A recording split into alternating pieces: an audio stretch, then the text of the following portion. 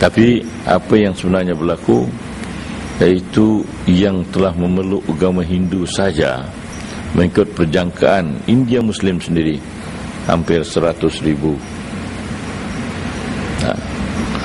Bahkan mengikut laporan polis, belia-belia wanis kita yang telah mengikuti atau masuk dalam kumpulan black metal, iaitu memaki Tuhan, memuja iblis, memuja syaitan, seramai 14,000 atau 13,000.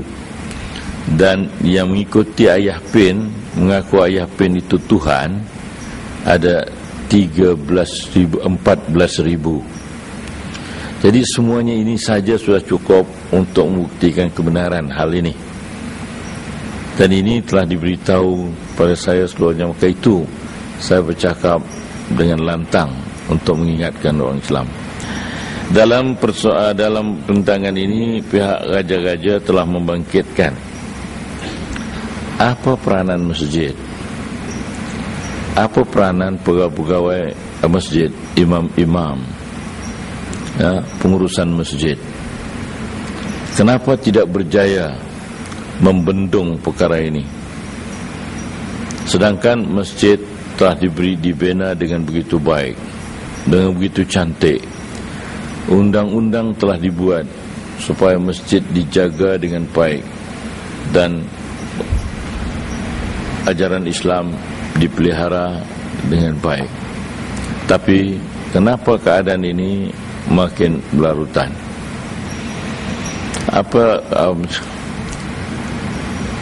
Peguam negara telah menyatakan berbedanya di antara orang Islam dengan orang-orang Kristian ialah bahwa padri-padri itu menunggu kedatangan orang-orang jamaah mereka ke gereja pada tiap minggu di pintu masjid, menyambut kedatangan mereka dan mempersilakan mereka masuk ke gereja dengan manis muka.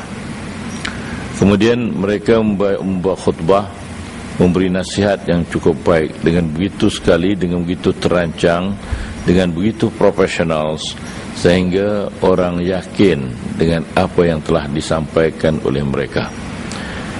Setelah habis juga, padri-padri ini akan duduk balik di pintu gereja yang mengucapkan selamat jalan kepada yang datang. Kemudian mereka mengambil tahu akan orang-orang Kristian itu kiranya ada bermasalah dan sebagainya, mereka akan datang menasihati mereka dan menolong mereka dalam apa bentuk yang boleh ditolong. Inilah yang menarik bagi orang-orang Kristian sehingga mereka terikat dengan keadaan itu. Berbeda dengan kita di masjid. Masjid kita hari Jumaat datang pun katanya tak kelihatan pegawai agama. Kemudian apabila datang pun masuk ke dalam masjid waktu berkhutbah, khutbahnya juga tidak menarik. Khutbahnya tidak menarik. Kadang-kadang telah disampaikan dengan cara yang tidak profesional. Orang tidur lebih banyak daripada orang mendengar. Tidak tertarik dengan cara penyampaian dan sebagainya. Kemudian selepas daripada habis sembahyang Jumaat, belum sempat lagi habis salam yang kedua, sudah menunggu pakat tinggal balik lari. Semua pakat lari daripada masjid. Jadi ini keadaan seolah-olah datangnya itu hanya terpaksa, mungkin takut dikata orang atau takut diambil tindakan undang-undang. Itu saja yang menarik, yang menyebabkan mereka datang ke masjid. Saya telah memberi jawapan. Saya kata, saya bersetuju bahwa pengurusan masjid tidak dilaksanakan dengan secara profesional. Itu saya bersetuju, saya kata. Tapi masalah datang ditunggu, Islam meletakkan lain cara. Hari Jumaat itu hari ibadat. Digalakkan orang datang dengan cepat ke masjid dan beriktikaf di dalam masjid. Tapi juga selepas sembahyang itu tidak digalakkan segera balik. Digalakkan mereka berjumpa di antara satu dengan lain. Itu yang dikehendaki di syara. Dan ini dilaksanakan di negeri China. Negeri China, kalau kita pergi ke sana, saya telah pergi dan saya telah 2 kali menghadiri sembahyang Jumaat di negeri China. Dari awal lagi masjid itu telah penuh. Kemudian selepas sembahyang, tak ada siapa yang bangun. Diam saja selepas itu. Akhir sekali, bila imam mengatakan Bismillahirrahmanirrahim, Alhamdulillahirrabbilalamin, amin, amin, sampai habis.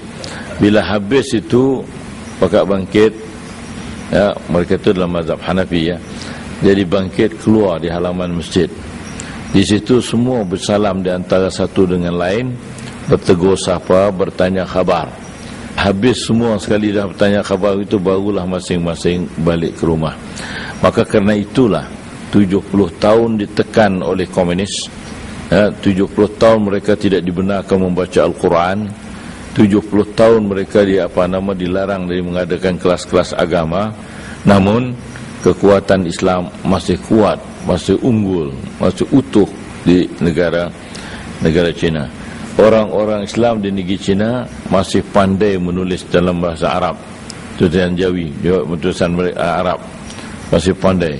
Karena itu kaligrafi yang mereka buat cukup hebat, hebat.